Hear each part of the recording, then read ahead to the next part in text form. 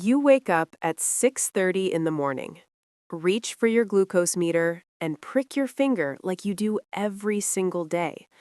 You watch the screen, hoping, praying that today will be different. The number appears 207. Your stomach drops. 207. But you were so careful yesterday. You ate a perfect dinner. Grilled chicken breast, steamed green beans, a small portion of cauliflower, not a single bite of bread or dessert. You took your medications exactly on time. You even went for a 20-minute walk after eating. You did everything your doctor told you to do. You went to bed at 10 p.m. with your blood sugar at 168. Not perfect, but manageable. And somehow, while you were sleeping, while you weren't eating anything, while you were just lying in bed for 8 hours, your blood sugar climbed almost 40 points.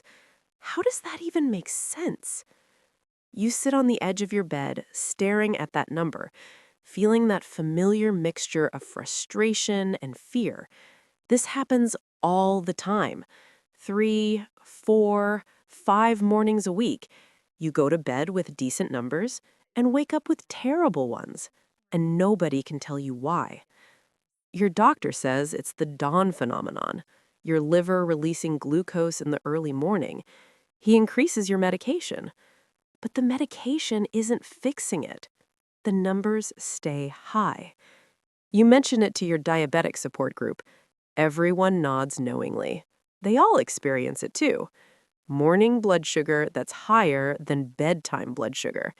It's just what happens with diabetes, they say. It's just the way it is. But you refuse to accept that. There has to be a reason. There has to be something causing this. You think back through your evening. You try to identify what you did wrong, but you can't find anything. You ate right, you moved, you took your meds, you even managed your stress, watched a calming show, practiced the deep breathing your doctor recommended. So what is it? What are you missing? You lie back down for a moment, exhausted, defeated. You always sleep on your right side. You've slept that way for 40 years. It's comfortable. It's habit. You pull your knees up slightly, curl into that familiar position, and close your eyes. But you don't fall back asleep. Your mind is racing, worrying about the number, worrying about what it means, worrying about your next doctor's appointment, about showing him your log and watching his face when he sees that nothing is improving, worrying about complications, about your vision, about your kidneys, about your heart. You think about your friend from church who just had a toe amputated, about your neighbor who's now on dialysis 3 times a week, about your cousin who went blind at 68. And you wonder how long you have before diabetes takes something from you, too. Something irreplaceable, something you can't get back. Later that day, you're talking to your daughter on the phone. You mention the frustrating blood sugar pattern. She listens sympathetically. She suggests maybe you're eating something before bed that you don't realize is spiking your sugar, but you're not. She suggests maybe you need a different medication, but you're already on 3. She means well, but she doesn't understand. Nobody understands unless they're living it. That night, you follow the same routine: careful dinner, evening walk, medications. You test before bed. 172. You sigh. Still too high, but at least it's not climbing during the evening. You go to your bedroom, brush your teeth, put on your pajamas.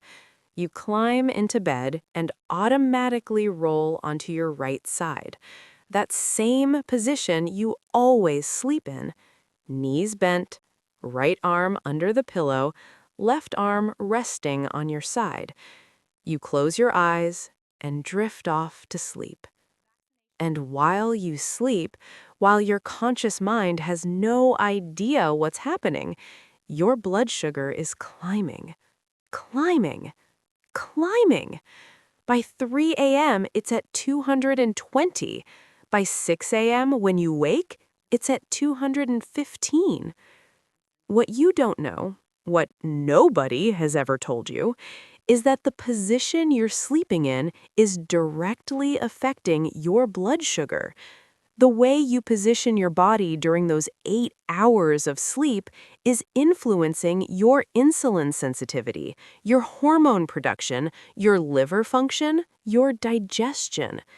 Your sleep position is sabotaging your diabetes control. And it's not just you. Millions of people over 60 with type 2 diabetes are sleeping in positions that worsen their blood sugar without having any idea it's happening.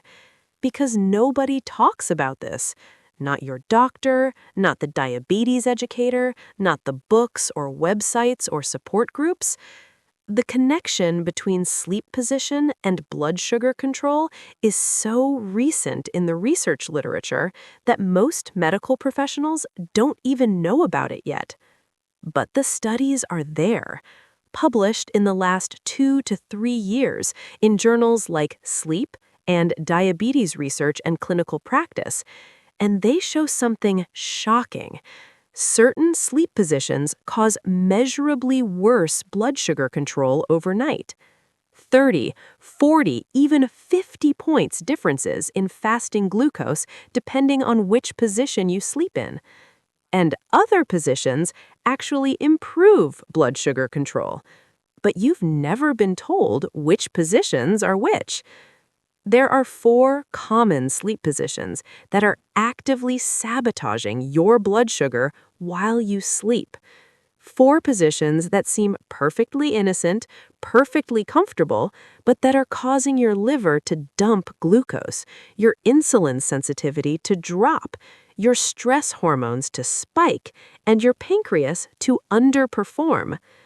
Today, you're going to learn exactly what those 4 positions are, why they're so harmful, specifically for people over 60 with diabetes, the precise biological mechanisms by which they worsen blood sugar, and most importantly, which sleep position you should be using instead to give yourself the best possible chance at waking up with normal blood sugar.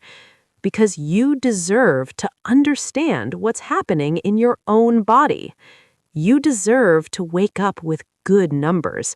You deserve to have control over something that's been feeling completely out of your control. Look, I know how defeated you feel right now. I know you've tried everything. You've changed your diet in every possible way. You've added exercise even when your joints hurt and you're exhausted. You take medications that have side effects. You test your blood sugar so many times a day that your fingers are covered in tiny scars. You've made sacrifices. You've shown discipline. And still, your morning numbers are terrible. Still, you feel like you're losing the battle. I understand that despair. I understand feeling like nothing you do makes a difference. And I want you to know that it's not your fault. You didn't know about this sleep position connection because nobody told you. The information wasn't available. The research is brand new. But now you have a chance to learn something that could change everything. That's why this channel exists, to bring you cutting-edge information about diabetes management that hasn't filtered down to mainstream medical practice yet. Information based on the latest research about how aging bodies with metabolic dysfunction respond to things we never thought mattered. Every week, I bring content about hidden factors affecting blood sugar control, things that seem unrelated until you understand the mechanisms, things that your doctor doesn't have time to research or explain in a 15-minute appointment. If you want access to this kind of game-changing information every single week, subscribe to this channel right now and turn on notifications. You're part of a community here. Thousands of people dealing with the same challenges, learning together, supporting each other. You don't have to fight this alone. Let's figure this out together. Now, pay very close attention, because what I'm about to tell you is going to sound almost unbelievable until you understand the science behind it. Right now, in the United States, there are approximately 13 million people over the age of 60 with type 2 diabetes who sleep primarily on their right side in a curled position. The majority of them have no idea that this single habit is raising their fasting blood glucose by an average of 34 points compared to optimal sleeping positions. 34 points. That's the difference between waking up at 140 versus 174. That's the difference between controlled and uncontrolled for many people. Research published in 2023 in the Journal of Clinical Sleep Medicine studied older adults with type 2 diabetes using continuous glucose monitors while they slept in different positions. The results were startling. Sleep position alone, nothing else changing, no food, no medication, just position, affected blood sugar by as much as 48 points in some individuals. The 4 worst positions, the ones that consistently caused the highest blood sugar readings, were right side sleeping, stomach sleeping, curled fetal position on either side, and sleeping with arms above the head. Each of these positions creates specific physiological problems that worsen blood sugar control overnight. Let me paint you a detailed picture of what happens inside your body when you sleep on your right side. Your liver, which is the largest internal organ and plays a crucial role in blood sugar regulation, sits on the right side of your abdomen. When you lie on your right side, you're compressing your liver under the weight of your other organs and your body mass. This compression restricts blood flow to the liver. It reduces the liver's ability to process glucose efficiently, and it triggers something called hepatic glucose release. That's where your liver starts dumping stored glucose into your bloodstream as a stress response. Studies using liver perfusion imaging show that right-side sleeping reduces hepatic blood flow by 23% compared to left-side sleeping. 23%! Less blood flow means less efficiency in glucose metabolism. Your liver is trying to do its job with one hand tied behind its back. But it gets worse. When you sleep on your right side, gravity affects the position of your stomach and intestines. Your stomach, which sits slightly to the left, gets pulled and compressed when you're on your right side. This slows gastric emptying. If you ate dinner at 6 p.m. and went to bed at 10 p.m., you think your stomach is empty. But if you've been sleeping on your right side, food is still sitting in your stomach at 2 a.m., 3 a.m., even later. That food slowly trickles into your small intestine throughout the night, causing a prolonged, sustained release of glucose into your bloodstream. This is why you wake up with high blood sugar even though you haven't eaten in 12 hours. The right side position also affects your pancreas function. Your pancreas sits in the upper left part of your abdomen. When you're on your right side, especially curled up, your pancreas is compressed and its blood supply is partially restricted. This reduces insulin production during sleep. Your body needs some insulin overnight to manage the glucose your liver is producing naturally, but when your pancreas is compressed and not functioning optimally, it can't produce enough.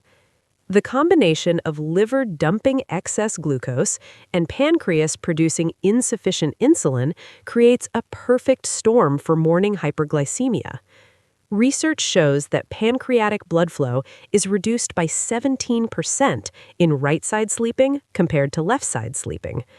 And, there's more, right-side sleeping affects your vagus nerve, the major nerve that runs from your brain through your neck and chest into your abdomen, controlling parasympathetic functions, including digestion, heart rate, and glucose metabolism. When you sleep on your right side, the vagus nerve is compressed at certain points.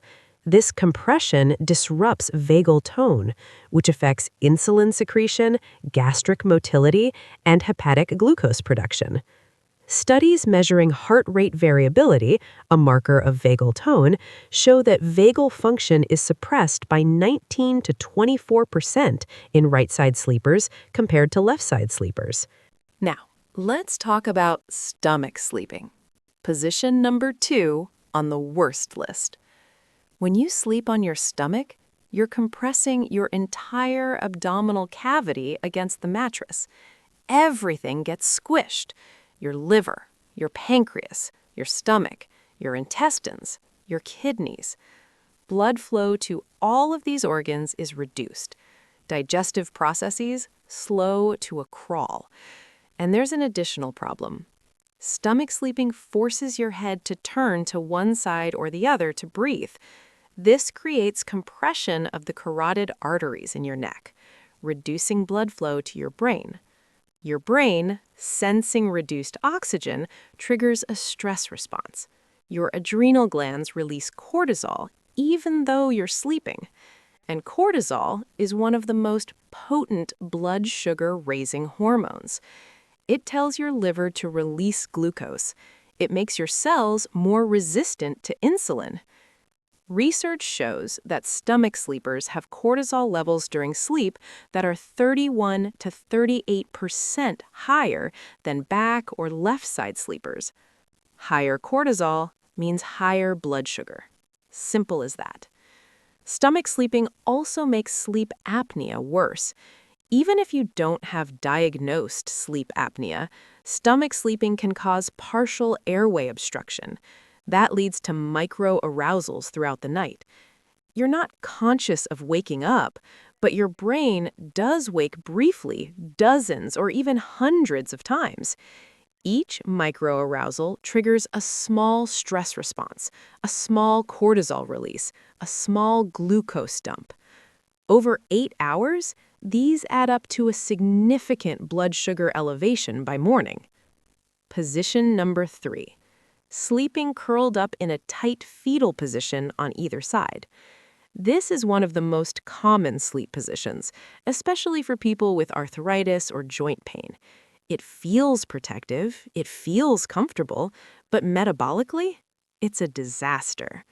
When you curl up tightly, you're compressing your diaphragm, the main breathing muscle. This reduces your lung capacity. You take shallow breaths all night long.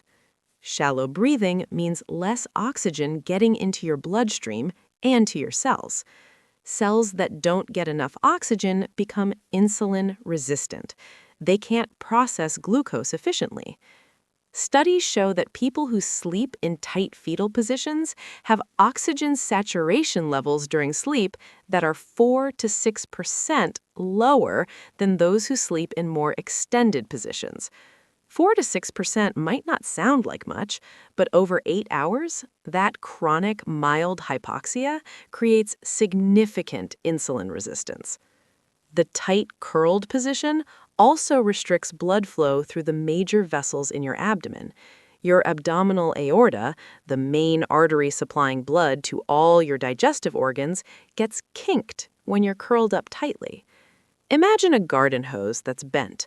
The water can still flow, but not at full capacity. Your organs are getting blood, but not enough for optimal function. And when your liver and pancreas don't get optimal blood flow, glucose control suffers. The fetal position also affects lymphatic drainage. Your lymphatic system, which removes metabolic waste products from your tissues, relies partly on body position and movement. When you're curled up in a ball all night, lymphatic flow is restricted. Metabolic waste products accumulate, including inflammatory molecules, and inflammation directly worsens insulin resistance. Position number 4, sleeping with your arms above your head. Many people do this without even realizing it, hands under the pillow or stretched up above the head. It seems innocent, but metabolically, when your arms are raised above your heart level for extended periods, blood flow to your hands and arms is reduced. Your body has to work harder to pump blood upward against gravity. This increases cardiac workload during sleep. Your heart rate stays slightly elevated, and elevated heart rate during sleep is associated with activation of the sympathetic nervous system, the fight or flight system. Sympathetic activation raises cortisol and raises blood sugar. Studies show that people who sleep with arms overhead have heart rates during sleep that are 6 to 9 beats per minute higher than those with arms at their sides. That might not sound like much, but over 8 hours, that sustained elevation indicates chronic sympathetic activation and stress hormone production. Arms overhead also compress nerves and blood vessels in your shoulders and neck, particularly affecting the brachial plexus. This can cause or worsen numbness or tingling in the hands. But metabolically, it also affects vagal nerve function because the vagus nerve travels through the same area. Compression of structures in the thoracic outlet reduces vagal tone, which affects insulin secretion and glucose metabolism. Now, before I show you the complete ranking of sleep positions, from worst to best, I need to ask you something critical. Which position do you sleep in? Are you a right side sleeper? Do you curl up in a tight ball? Do you sleep on your stomach? Do your arms end up above your head?